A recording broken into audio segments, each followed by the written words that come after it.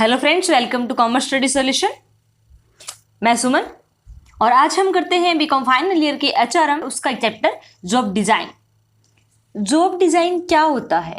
Job design में हम क्या इस तरीके से डिज़ाइन करते हैं जिसमें अपने सभी जो जितने भी वर्क हैं, यानी इस जॉब के अंदर के उनको जितनी भी एक्टिविटीज़ परफॉर्म की जाएंगी उन सबको हम प्रॉपरली डिवाइड करना, डिसाइड करना कब क्या कैसे किया जाएगा, जो क्या क्या ड्यूटीज़ रहेंगी, क्या क्या रिस्पॉन्सिबिलिटीज़ रहेंगी वो डिसाइड करना, वर्क करने का स्टाइल क्या होगा वो देखना, ठीक है, कौन कौन वर्क करेगा, कौन कितने सुपरवाइजर होंगे, कितने सबॉर्डिनेट्स होंगे, उनकी क्या क्वालिफिकेशन होगी, उन लोगों के पास क्या उनको क्वालिफिकेशन होना चाहिए, नॉलेज कितना होना चाहिए, उस वर्क से रिलेटेड हमें कितना फाइनेंस चाहिए या मतलब नॉन फाइनेंशियली हमें और क्या क्या करना पड़ेगा, वो भी उसके अंदर पूरी डिटेल होती है।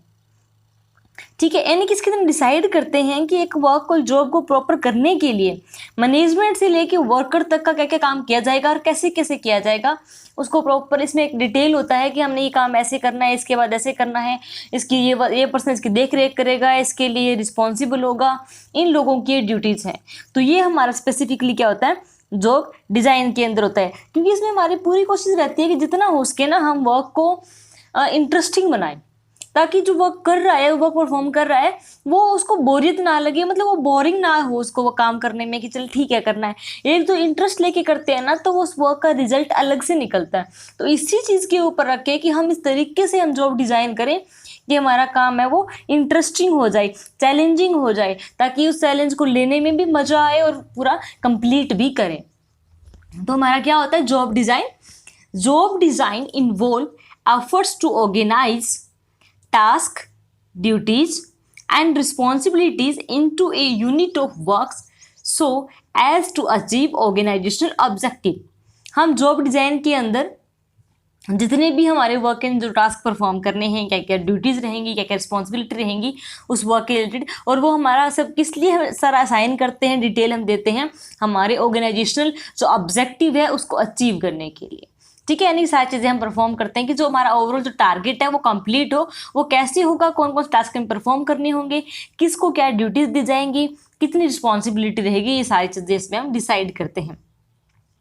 Job design also gives information about the qualification required for doing the job and the reward for doing job. Job design में ये इंफॉर्मेशन भी अवेलेबल होती है, यानी कि इस पर्टिकुलर वर्क को करने के लिए जिस भी पर्सन की में रिक्वायरमेंट है उस पर्सन की क्वालिफिकेशन क्या होगी, ठीक है, और उसके बदले में क्या रिवॉर्ड्स हैं वो दिए जाएंगे, यानी काम कैसे किया जाएगा, किस तरह के एफिशिएंटली पर्सन की हमें ज़रूरत है, वो सारा ब्यौरा भी इसके अंदर पूरी डिटेल इसके अंदर होती है जॉब डिज़ाइन के अंदर। ठीक है, यानी कि जॉब डिज़ाइन में इस तरीके से डिज़ाइन करना, यानी वर्क को हम इंटरेस्टिंग बनाने के लिए, चैलेंजिंग बनाने के लिए अलग अलग टास्क हैं जो परफॉर्म करने होते हैं वो डिसाइड करते हैं हमारे ओवरऑल हमारा जो ऑर्गेनाइजेशनल ऑब्जेक्टिव है उसको अचीव करने। नेक्स्ट इसमें एलिमेंट कौन कौन से होते हैं जॉब डिज़ाइन में, कौन कौन चीज़ें हैं जिसके जो मेन एलिमेंट्स हैं जिनका अपने को ध्यान में रखना होता है।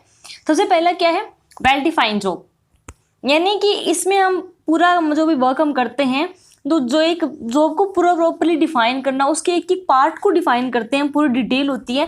ठीक है, एक पर्टिकुलर कि हमारा ये टाइम है, इस टाइम में ऐसा होगा, इसके मेन चीज़ें ये हैं, यानी कि जो ज़रूरत की चीज़ें, यानी कि जो नीड है हमें कि हाँ इन चीज़ों की ये पता होना चाहिए काम करने वाले को भी और काम करवाने वाले को भी, वो सारा ब्यौरा हो, यानी कि प्रॉपरली वेल डिफाइंड हो जॉब, एक एक डिटेल उसके अंदर हो जो हमें नेसेसरी है। नेक्स्ट है motivation among employees. Motivation among employees में क्या है कि इस तरीके से हम डिज़ाइन करते हैं कि जो वर्कर्स हैं जो इस काम को कर रहे हैं वो मतलब ऑटोमेटिकली इनसाइडली वो क्या है मोटिवेट हों, उनको ये काम करने में उनका इंटरेस्ट बने, मतलब इतनी लगन उस काम के प्रति लेके आना, इतना इंटरेस्ट कि वो पूरे जोश के साथ कि हाँ हमें ये काम करना है, मतलब उनको पूरा इंटरेस्ट हो उस काम को करने के लिए, इस तरीके से डिज़ाइन करते हैं। उनको ये ना हो कि हमें ये काम करना पड़ेगा या हमारी ये मजबूरी है, इस तरीके से नहीं वो करते कि हमें इस काम को करने में मज़े आ रहे हैं, इस काम को हमें कंप्लीट करना है, इस तरीके से कि वो एम्प्लॉयज़ हैं वो अपने आप से मोटिवेट हों। इस तरीके से हम डिसाइड करते हैं, वो चाहे फिर फाइनेंशियली या फिर नॉन फाइनेंशियली कोई भी इंसेंटिव देगा, किसी भी मेथड के थ्रू हम उसमें डाल कोई वर्क है हमारा, ठीक है, हम काम कर रहे हैं ऑर्गेनाइजेशन के अंदर, तो उसमें हमने ये बता दिया कि हमारा टारगेट है वो 100 यूनिट्स बनाने का है, और अगर कोई मतलब 100 यूनिट तक पहुंचेगा तो उसको इंसेंटिव जो एक्स्ट्रा मिलेंगे, अगर वो कोई मोर देन 100 जाएगा तो उसको एक्स्ट्रा और क्या बेनिफिट मिलेगा, तो वो चीज़ें इसमें डाली होती हैं। तो जो एम्प्लॉई है वो मोटिवेट होंगे अपने आप की, मेरे को 100 क्रॉस करना है ताकि मैं वो इंसेंटिव्स को ले सकूँ, या जो भी हमारा प्रमोशन का कह दें कि प्रमोट कर दिया जाएगा या एक्स्ट्रा बोनस दे दिया जाएगा, वो बहुत सारे मेथड होते हैं अपने अपने ऑर्गेनाइजेशन के। नेक्स्ट है well defined reward system. Well defined reward system दूसरा हमारा जो इसमें जॉब डिजाइन के अंदर जो भी एलिमेंट मेन ये होता है वर्क का, कि आपका रिवॉर्ड सिस्टम क्या है, एम्प्लॉयज़ हैं वो काम कर रहे हैं, ठीक है, हर एक कोई रिवॉर्ड्स के लिए काम करता है, ठीक है, वर्क करते हैं, उनको वर्क में भी इंटरेस्ट है, लेकिन रिवॉर्ड है वो बहुत ही इंपॉर्टेंट एलिमेंट है। तो वो पूरा वेल डिफाइन हो कि वो मतलब सैलरी को इंक्रीज किया जाएगा, बोनस के वर्क, ये वर्क सिक्योरिटी दी जाएगी, या उसके मतलब जो भी बेनिफिट हैं वो क्लियरली डिफाइंड हो कि इसके प्रति हमें क्या क्या बेनिफिट मिलेंगे, वो कौन कौन सी मेथड्स हमारे यहाँ पे अप्लाई किए जाते हैं, किस तरह के मेथड्स हैं, वो सारे इसके अंदर हम एक स्ट्रक्चर बना के रखते हैं पूरा जो नेसेसरी होता है कि इस तरीके से है कि कहाँ कितने टारगेट पे क्या मिलता है, कितने पे क्या मिलता है, वो पूरा वेल डिफाइंड होता है। नेक्स्ट है appropriate allocation of resources. Appropriate allocation of resources में है हम कोई भी वर्क करते हैं तो पहले हमें डिसाइड करते हैं कि जितने हमारे पास रिसोर्सेज अवेलेबल हैं वो एटलीस्ट वो तो सारे यूज हों, यानी कि अप्रोप्राइटली यूज हो, उनका अच्छे से प्रॉपर सिस्टम उसको बांटा जाए, ठीक है। तो वर्क को काम करते हम डिसाइड करता है कोई भी, अगर मतलब एम्प्लॉई है, डिपार्टमेंट है, तो वो उसकी एफिशिएंसी भी बताता है कहीं ना कहीं, जितने रिसोर्सेज हैं वो प्रॉपर काम में आ रहे हैं, सबको काम में लिया है, तो वो एफिशिएंसी को बताता है कि कितनी एफिशिएंसी से वर्क किया जा रहा है, जितने रिसोर्सेज हैं मिनिमम में मैक्सिमम आउटपुट लेना, यानी कि प्रॉपर। तो इसके जो मेन क्या है 4 एलिमेंट है। सबसे पहला कि जो जॉब है उसको वेल डिफाइंड हो, कौन सा काम कैसे किस तरीके से किया जाएगा, एम्प्लॉयज़ को मोटिवेशन हो, तो वो अपने आप से मोटिवेटेड हो, उनको लगे कि हाँ ये काम, उसमें उनकी लगन हो, वो रुचि से उस काम को करें इंटरेस्ट के साथ। जो भी रिवार्ड सिस्टम हो प्रॉपर्ली वेल डिफाइंड हो कि इस काम में मतलब क्या क्या रिवॉर्ड्स हैं हमारे यहाँ पे, किस मेथड के द्वारा रिवॉर्ड दिए जाते हैं वो भी प्रॉपर डिफाइंड हो, एंड जितने रिसोर्सेज उनको अप्रोप्रिएटली यूज किया जा सके। तो ये हमारे जॉब डिजाइन जब करते हैं उसमें मेन एलिमेंट है जिनका हमें ध्यान रखना। नेक्स्ट है importance and benefit of job design. Job design की इंपॉर्टेंस क्या है, देखो कोई भी काम है अब प्लानिंग के साथ जो भी नेसेसरी डिटेल है अगर वो हम दे रहे हैं तो उसके बेनिफिट तो हमारे ऑर्गेनाइजेशन को मिलेंगे ही। तो पहला हमारा इसमें क्या है, डिजाइन ऑफ ऑर्गेनाइजेशन।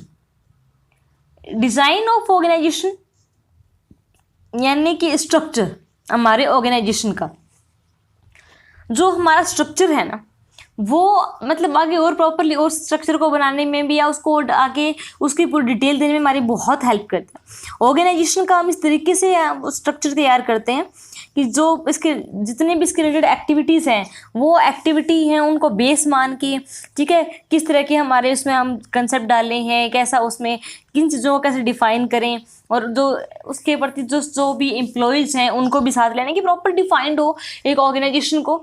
हमारा जॉब डिज़ाइन में क्या होगा कि हमने पूरी डिटेल दी है, तो आगे जब स्ट्रक्चर मेंटेन करेंगे ना हमारे ऑर्गेनाइजेशन का तो उसमें हमारी बहुत बेनिफिट मिलेगा, हमें सब चीज़ें वहाँ से उसको बेस बनाएंगे। जब बेस किसी चीज़ का बना हो ना तो ऊपर उठाना उसको बहुत ईजी होता है, सबसे डिफिकल्ट होता है बेस बनाना। तो हमारा जॉब डिज़ाइन है वो बेस बनाने में हमारी हेल्प करता है। नेक्स्ट है कॉम्पिटेंट एम्प्लॉयज़। कॉम्पिटेंट एम्प्लॉयज़ क्या हैं, दूसरा इसमें हम जब डिज़ाइन करते हैं तो इसमें सारा कुछ डिफाइंड होता है कि हमें इस तरह की क्वालिफिकेशन चाहिए, इस तरह के लोगों की नॉलेज होगी, ऐसा ऐसा वर्क होगा, वो प्रॉपर डिफाइंड होता है। तो इसमें हम क्या करेंगे कि वो अलग अलग वर्क के लिए, पर्टिकुलर वर्क के लिए हम जो मतलब स्किल्ड एम्प्लॉयज़ जो एफिशिएंटली जो वर्क करते हैं उन्हीं एम्प्लॉयज़ को हम ध्यान में रखते हैं कि भी हमें इस तरह के एम्प्लॉयज़ हमें लेके आने हैं। तो जॉब डिज़ाइन में भी डिफाइंड होता है, तो हम आगे वाले को क्लियरली डिफाइन कर देते हैं कि भी हमें इस क्वालिफिकेशन के पर्सन चाहिए, तो उस क्वालिफिकेशन के लोग ही हमारे पास आएंगे और उनसे अपने को सिलेक्शन करना है, तो वो बहुत ईजी हो जाता है ऑर्गेनाइजेशन के लिए, और भी एफिशिएंट एम्प्लॉई है वो सेलेक्ट किए जा सकते हैं। नेक्स्ट है motivation and dedication of employees. दूसरा इसमें क्या है, जॉब डिज़ाइन है, हम वर्क को, हमारा इसमें मेन पर्पज़ क्या होता है कि हम जितना हो उसके इसको इंटरेस्टिंग बना दें, ठीक है, चैलेंजिंग बनाएं, इंटरेस्टिंग बनाएं, ताकि चाहे वो मतलब किसी भी लेवल का एम्प्लॉई हो वो वर्क करे तो उसको उस काम को करने में इंटरेस्ट हो, वो उसका इंटरेस्ट के साथ काम करे, कि मजबूरी समझ के नहीं कि लगन समझ के कि हाँ मेरे को ये काम करना है, इस काम करने में मेरे को मतलब मेरे को और ज़्यादा करें उनको, मतलब उस काम करने में उनको अच्छा लगता हो, इस तरीके से हम उसको डिज़ाइन करते हैं। जैसे कि हम कह रहे हैं भी आपको प्रमोट होंगे, तो पता है कि इतना टारगेट हम पूरा करते हैं, अगर सारा काम time to time up to date रखेंगे, अच्छे से काम करेंगे तो हमें प्रमोशन मिलेगी, तो वो मोटिवेट रहेंगे अपने आप में और पूरी डेडिकेशन देंगे एम्प्लॉयज़। जब एम्प्लॉय अपनी पूरी डेडिकेशन और मोटिवेशन से काम करते हैं, वो काम का रिजल्ट है वो बहुत ही बेहतर निकलता है।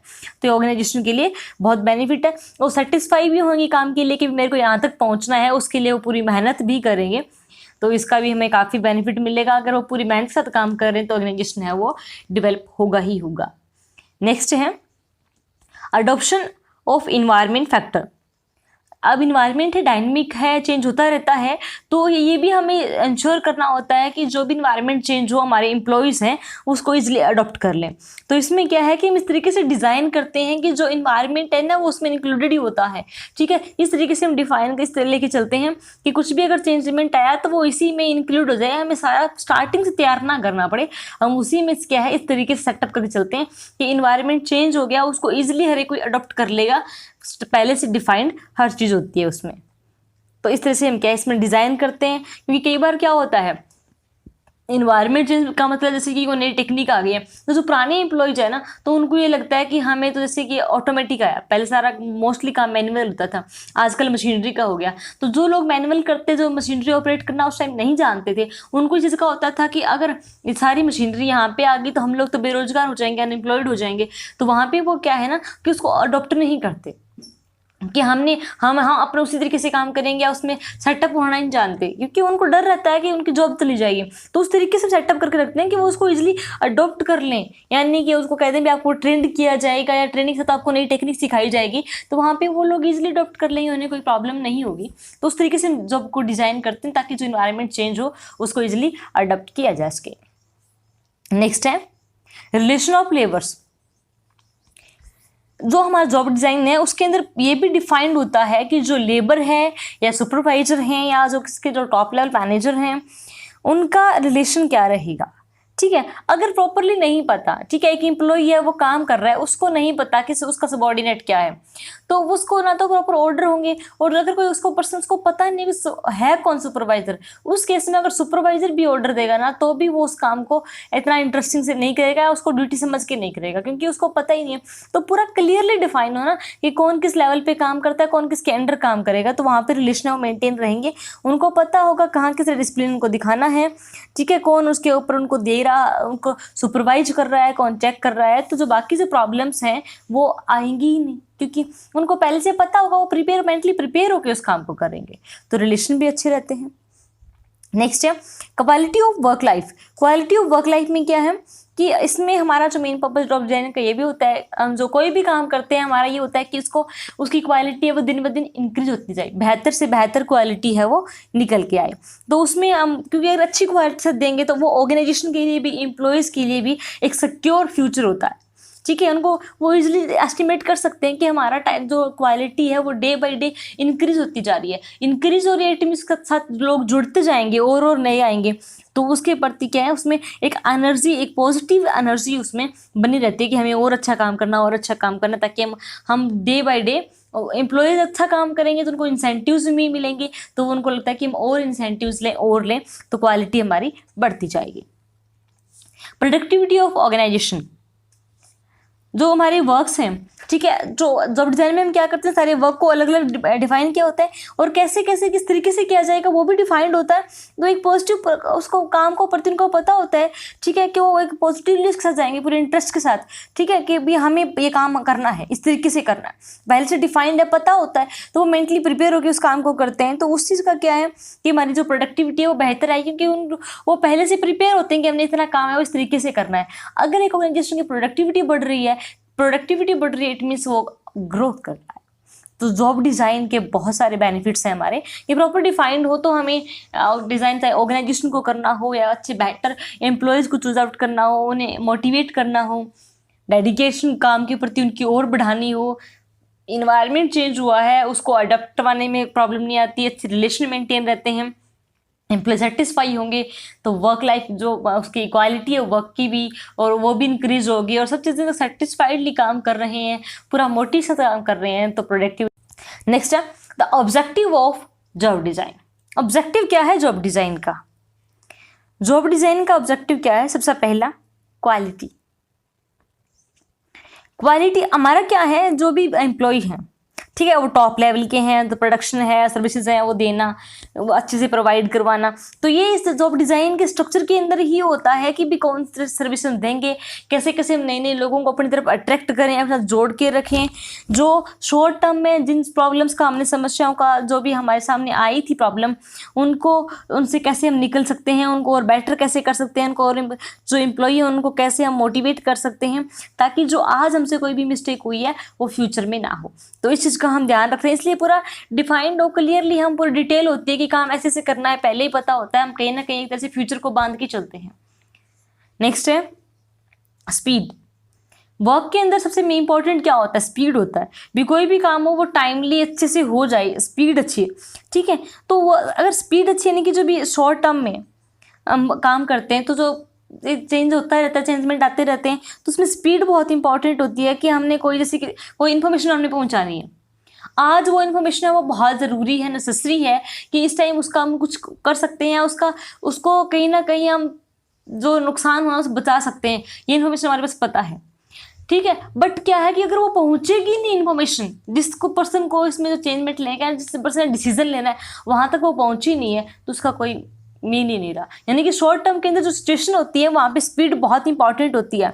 तो लॉन्ग टर्म में तो फिर भी थोड़ा टाइम होता है हमारे पास, कहीं ना कहीं सिचुएशन को हम उसके अकॉर्डिंग हम डल जाते हैं, या सिचुएशन में टाइम होता है सेटअप करने में, लेकिन इसलिए क्या कि स्पीडली कि कोई भी हम काम करें वो मतलब speed on the time action लें। ये हमारा जॉब डिज़ाइन में होता है कि पहले सारा कुछ पता हो, थोड़ा बहुत मॉडिफिकेशन हो, तो वो मतलब स्पीडली हो, ऑन द टाइम हो। नेक्स्ट है डिपेंडेबिलिटी। डिपेंडेबिलिटी क्या है कि कुछ एक सर्विसेज होती हैं, कुछ एक एरिया होता है, ठीक है, तो वहाँ पे हमें इस चीज़ को ध्यान में रखना होता है कि मतलब जो काम आपस में इंटरलेटेड होते हैं, कि ये काम है वो दूसरे के ऊपर डिपेंड है, तो वहाँ पे अपने को यही देखना होता है कि कौन सा काम किस तरीके से, कैसी, कौन चीज़ों के ऊपर डिपेंड है।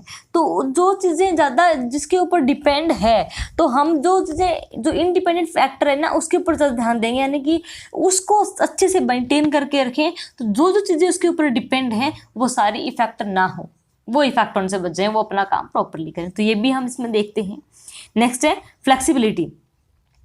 फ्लेक्सिबिलिटी के अंदर क्या होता है?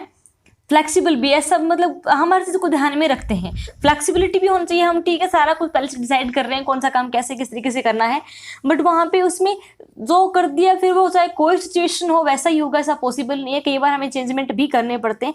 तो प्रॉपरली हम क्या फ्लेक्सिबल रखें, जो भी हमारे नए प्रोडक्ट आते हैं, नई टेक्निक्स हैं, उसको मतलब ईजिली उसको अडॉप्ट कर सकें। थोड़ा बहुत हम चेंजमेंट करें, थोड़ा एम्प्लॉयज़ के अंदर सेटअप करें, तो वो हमारे लिए क्या है बहुत बेटर होता है कि जॉब डिज़ाइन में हम डिज़ाइन करते हैं लेकिन फ्लेक्सिबिलिटी भी रखते हैं। नेक्स्ट है कॉस्ट।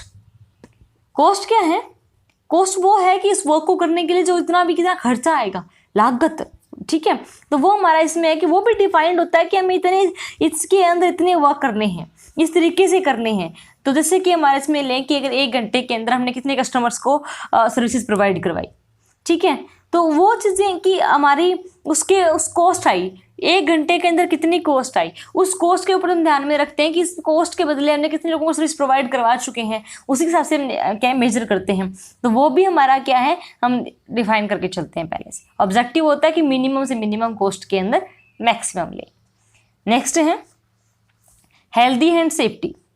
हम स्ट्रक्चर इस तरीके से तैयार करते हैं कि जो हमारे एम्प्लॉयज़ हैं, जो काम कर रहे हैं, या चाहे वो कस्टमर एक साथ जुड़े हुए हैं, या जो हमारे कोवर्कर्स हैं, कैसे भी वो काम कर रहे हैं, उनके एक हेल्थ को हेल्थी रहें और सेफली वर्क करें। और मतलब इस तरह का भी पूरा ध्यान में रखा जाता है कि कहीं उनके हेल्थ के साथ कोई नुकसान ना हो, उनकी हेल्थ से हम ना खेल जाएं। तो इस तरीके से पूरी सेफ्टी के साथ और जो हमारी हेल्थ है उसका भी ध्यान में रखा जाता है। नेक्स्ट है quality of working life. Quality जो भी हमारा स्ट्रक्चर तैयार हम करते हैं वो टाइम टू टाइम हम क्या करते हैं, हमारे जो भी एम्प्लॉयज़ हैं उनके वर्क जो हम वहाँ पे कर रहे हैं उसकी जो सेफ्टी है वो किस तरीके की है, डेवलपमेंट के कितने चांसेस हैं, किस तरीके से हैं, क्या उनकी क्वालिफिकेशन है।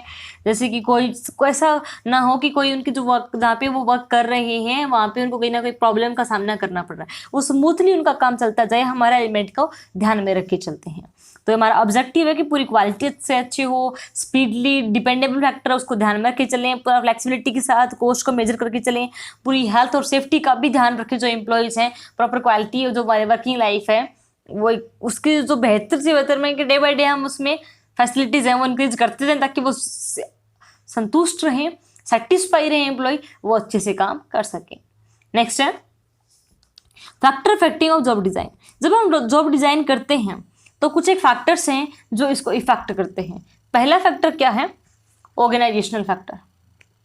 ऑर्गेनाइजेशनल फैक्टर में क्या है कि जब हम ऑर्गेनाइजेशन के अंदर जो कौन कौन चीज़ें हैं जिनको हमें ध्यान में रखना होता है कि जब हम जॉब डिज़ाइन कर रहे हैं तो कौन कौन चीज़ें जिनको हमें पता होना चाहिए, जो अगर उसका हमने पहले से नहीं पता किया तो हम प्रॉपर जॉब डिज़ाइन नहीं कर पाएंगे। सबसे पहला है वर्क नेचर। वर्क नेचर के क्या है कि हमारा जो वर्क है उसका नेचर किस तरीके का है, क्या वो काम है वो अलग अलग पार्ट्स में डिवाइड हो सकता है या नहीं, उसके क्या ग्रुप बन सकते हैं, किस तरीके से, जो बन सकते हैं तो वो किस तरीके से बनेंगे, ठीक है, उसका कौन उनको डायरेक्ट करेगा, कौन इसकी प्रॉपर कैसे प्लानिंग बनाई जाएगी, स्ट्रक्चर इसका क्या रहेगा, डायरेक्शन कौन देगा, कंट्रोल क्या करेगा, सब चीज़ों को ध्यान में रखा जाता है वर्क नेचर के हिसाब से। तो पहले हमें इस बारे में पता होना चाहिए कि हमारी जो वर्क है उसका नेचर किस तरीके का है। सेकेंड है वर्क फ्लो। दूसरा हमें ये वक्त ध्यान में रखना होता है जब हम काम करते हैं कि उसके अलग अलग पार्ट्स हों, ठीक है, उसके कॉन्टीन्यूटी, उसमें कॉन्टीन्यूटी किस चीज़ के ऊपर डिपेंड है, क्या चीज़ें उसकी जो मेन है, क्या उसके सब पार्ट्स हैं, वर्क का फ्लो हमारा किस तरीके से चलेगा, वो सारी चीज़ों को ध्यान में रखना पड़ता है। तो उसके ऊपर ज़्यादा ध्यान दें, बाकी के ऊपर कम दें। थर्ड है कल्चर। कल्चर में क्या है कि हमारी जो वर्क है, कार्यशैली हमारी किस तरीके की है उसको हम देखते हैं, वो काम किस तरीके से किया जाएगा, ठीक है, जो हमारा जो भी एक्टिविटी है वो मतलब किस लेवल के ऊपर डिसाइड की जाएगी, उसी के अकॉर्डिंग हम काम करेंगे ताकि जो भी हमारे एम्प्लॉयज़ हैं और ये जो एम्प्लॉयज़ यूनियन है उनके फेवरेबल इसका इफेक्ट पड़े, नेगेटिव वे में ना पड़े। तो उसके हिसाब से तो ये हमारा क्या हो गया ऑर्गेनाइजेशनल। और दूसरा हमारा जो इफेक्ट करता है क्या, इन्वायरमेंट, यानी कि ऑर्गेनाइजेशन का work nature, work flow, culture इसका तो पता होना ही चाहिए। दूसरा क्या है, इन्वायरमेंट का भी ध्यान रखना पड़ता है हमें, ठीक है, यानी कि चाहे वो इंटरनल हो या एक्सटर्नल हो, दोनों इसमें इंक्लूडेड होते हैं। पहला है इसके अंदर एम्प्लॉयज़ अवेलेबिलिटी एंड एबिलिटीज़। जब हम जॉब डिज़ाइन करते हैं हमारे को यहाँ पे क्या है, इतनी जो जिस एरिया में हम वर्क कर रहे हैं उसके पर्टिकुलर एरिया में या जिस तरह की जॉब है कि वहाँ पे इतने एम्प्लॉयज़ है ही नहीं, स्किल्ड है ही नहीं, ठीक है, मिलना बहुत मुश्किल है। जिस क्वालिफिकेशन के साथ, जिस स्किल्ड, जिस तरह के पर्सन हमें चाहिए उस तरह के पर्सन है वो बहुत मुश्किल से हमें मिलता है, ठीक है। तो उस केस में क्या होगा कि हमें पहले ये देखना होता है कि हमारे जो एम्प्लॉयज़ उनकी अवेलेबिलिटी कितनी है और उनकी एबिलिटीज़ कितनी है, यानी कि जो लोग वर्क करते हैं वो किस तरीके से काम करते हैं, कौन कौन से फैक्टर्स उनको उनके अकॉर्डिंग ध्यान में रखने होते हैं। तो वो भी हमें देखना पड़ता है कि एम्प्लॉयज़ की अवेलेबिलिटी और एबिलिटी कितनी है, स्किल क्या है। नेक्स्ट इसके अंदर क्या आता है, socio economic and mutual expectation, यानी कि सोशियो इकोनॉमिक या हमारी जो मतलब कहीं सामाजिक हो गया, आर्थिक या सांस्कृतिक, कोई भी हमारी एक्सपेक्टेशन क्या कहती हैं, आशा क्या कहती हैं। जो आजकल क्या होता है, अलग अलग जो वर्क हम करते हैं उसका एक मतलब मेन सेंट्रल एक एम्प्लॉय होता है जो सब चीज़ों को संभालता है, यानी कि जो उसकी कहीं ना कहीं गाइडेंस के अंदर चलती है। तो हमें उसको भी ध्यान में रखना होता है कि वो उसकी क्या एक्सपेक्टेशन है, इस वर्क के प्रति उसने क्या एक्सपेक्टेशन है, या एम्प्लॉयज़ का जो एजुकेशन का लेवल है वो भी बढ़ता जा रहा है, तो उसी के अकॉर्डिंग जो डिमांड है वो भी ऑब्वियसली वो भी बढ़ेगी, हमारी एक्सपेक्टेशन और बढ़ेगी। यानी कि अगर जिस हिसाब से एजुकेशन बढ़ रही है तो उसकी एक पर्टिकुलर काम को करने के लिए उसकी एफिशिएंसी क्वालिटीज़ हैं उसके प्रति एक्सपेक्टेशन भी इंक्रीज होंगी। तो उसी के अकॉर्डिंग हम क्या स्ट्रक्चर तैयार करें एक्सपेक्टेशन के हिसाब से। नेक्स्ट है हमारा लास्ट फैक्टर है बिहेवियर फैक्टर, यानी कि ऑर्गेनाइजेशन और इन्वायरमेंटल और बिहेवियर तीनों फैक्टर्स को हमें पहले स्टडी करना होगा। तो पहला क्या है, बिहेवियर फैक्टर। बिहेवियर फैक्टर में क्या, ऑटोनॉमी। पहला ऑटोनॉमी, इसमें क्या है कि जो भी एम्प्लॉय हो, ठीक है, एक जो ह्यूमन बीइंग है वो एक इंडिपेंडेंट फैक्टर है, ठीक है, इन्वायरमेंट के साथ। ऑटोनॉमी क्या है कि जो भी एम्प्लॉयज में काम करते हैं तो उनको पूरा बांध के नहीं रखना कि जैसे हमने बताया है आप वैसे वैसे ही काम करते जाओ, उनको कुछ फ्रीडम दो, उनको स्वतंत्रता दो इस चीज़ की कि वो कुछ तो काम अपनी कॉमन सेंस के थ्रू अपने कोडिंग करें। पर कई बार क्या होता है कि अगर आप ऐसा नहीं करोगे, आपने कहा जैसे जैसे हम काम बताते हैं, उसी एक सबॉर्डिनेट है वो कहता है कि बस प्रॉपर मेरी गाइडेंस में होना चाहिए। अब एक पर्सन है, अगर वो 20% को गाइड कर रहा है या उनको हैंडल कर रहा है, तो कई बार क्या होता है कि कोई चीज़ उसके दिमाग से स्लिप भी हो जाए, अब मशीन तो है नहीं, ह्यूमन बीइंग है, स्लिप हो जाए, और एम्प्लॉयज़ को पता होता है कि इसमें यहाँ पे ये काम किया जाएगा, पर वो करेंगे नहीं कि ठीक है गाइड ही करे तब भी करें, हम क्यों करें। तो वहाँ पे क्या प्रॉब्लम हो सकती है, यानी कुछ तक आप और फ्रीडम देंगे ना तो वो उसको और अच्छे से करेंगे, अपने इंटरेस्ट के साथ करेंगे कि मेरे को ये काम करना है, तो उसको बेटर करके दिखाएंगे। तो इसलिए कुछ तक क्या इसमें फ्रीडम भी होनी चाहिए। तो इसका भी हम ध्यान में रखते हैं कि सारा स्ट्रक्चर तैयार कर दिया, कुछ तक वो अपने अकॉर्डिंग भी करें। नेक्स्ट है फीडबैक। फीडबैक इसमें क्या है कि एक फीडबैक का कोई भी वर्क हम करते हैं किस तरीके का, फीडबैक उसे बहुत रिलेट करता है। ठीक, कोई भी एम्प्लॉय हो, उसको जब अच्छी प्रॉपर जानने के लिए कि जो प्लानिंग उसने बनाई है वो किस तरीके से चल रही है, जो काम उसने किया है वो किस तरीके, तो वो फीडबैक से ही पता चलेगा कि इसकी जो हमें वापस है वो जानकारी किस हिसाब से मिलती। तो उसमें हम ये भी इंक्लूड करें जॉब डिज़ाइन में कि हम फीडबैक भी लें, ताकि उसे अपने को पता चल जाए हम कितने सक्सेस हो रहे हैं, कहाँ अपने को मॉडिफिकेशन की ज़रूरत है। नेक्स्ट है डाइवर्सिटी। डाइवर्सिटी में क्या, कोई भी काम हम करते हैं, अगर एक ही काम को हम बार बार कंटिन्यूसली उसी को दोहराते रहेंगे ना, तो वो फिर उसमें इतना इंटरेस्ट नहीं रहता। तो हम स्ट्रक्चर को इस तरीके से तैयार करते हैं कि उसमें थोड़ा बहुत न्यू हो, ताकि वो उसमें और इंटरेस्टिंग बना रहे, वो मतलब बोरिंग ना हो जाए, बोरियत उसमें ना आ जाए कि काम कब से कर जा रहे हैं बस ठीक है हमें पता है, नहीं, कुछ तक इंटरेस्टिंग और कुछ नया उसमें ऐड करते जाएं, ताकि इंटरेस्ट के साथ एम्प्लॉयज़ हैं वो काम करें। नेक्स्ट है use of skill and abilities. जो भी हम जॉब डिज़ाइन करते हैं उसमें हमें एक वर्क को भी नहीं, उसके रिलेटेड जितनी भी एक्टिविटीज़ हैं उन सबको ध्यान में रखना होता है, चाहे वो एम्प्लॉयज़ की स्किल हो या उनकी एबिलिटी हो, क्वालिफिकेशन हो, एक्सपीरियंस हो, उसका भी हम प्रॉपरली यूज़ करें। एंड जिस हिसाब से हम लेके चलते हैं कि हमें इस स्किल के एम्प्लॉय चाहिए, इस एक्सपीरियंस के लोग चाहिए, तो उस चीज़ को सबको ध्यान में रख के हम क्या पूरी एबिलिटी से हम डिज़ाइन करें जॉब को। यानी कि जब भी हम जॉब डिज़ाइन करते हैं तो हमें कुछ फैक्टर्स ध्यान में रखने होते हैं, मेनली 3 टाइप्स के होते हैं, ऑर्गेनाइजेशनल फैक्टर, इन्वायरमेंट फैक्टर और बिहेवियर फैक्टर।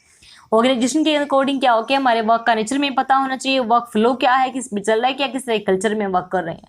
इन्वायरमेंटल में एम्प्लॉयज़ के अवेलेबल कितने क्या है उसे, और जो एबिलिटीज़ कितनी क्या है एम्प्लॉयज़ की, सोशो इकोनॉमिक और पिछले एक्सपेक्टेशन क्या है वो ध्यान में रखना। बिहेवियर के अंदर ऑटोनॉमी, कुछ तक फ्रीडम दो, फीडबैक भी लो, कुछ उसको इंटरेस्टिंग बनाने के लिए तो उसमें कुछ समथिंग न्यू ऐड किया जाए, और पूरी स्किल और एबिलिटी के साथ यूज़ करें, और जो एम्प्लॉयज़ हैं उनकी भी उस पूरी स्किल और एबिलिटीज़ के थ्रू उनको चूज आउट करें, सेलेक्ट करें, ताकि काम है वो बहुत बेस्ट। तो इसी के साथ आपका चैप्टर कंप्लीट होता है जॉब डिज़ाइन। इसमें जो इंपॉर्टेंट कंसेप्ट है वो हमने कर लिए। वीडियो को लाइक करें, शेयर करें और चैनल को सब्सक्राइब करना ना भूलें। Thanks for watching, bye bye.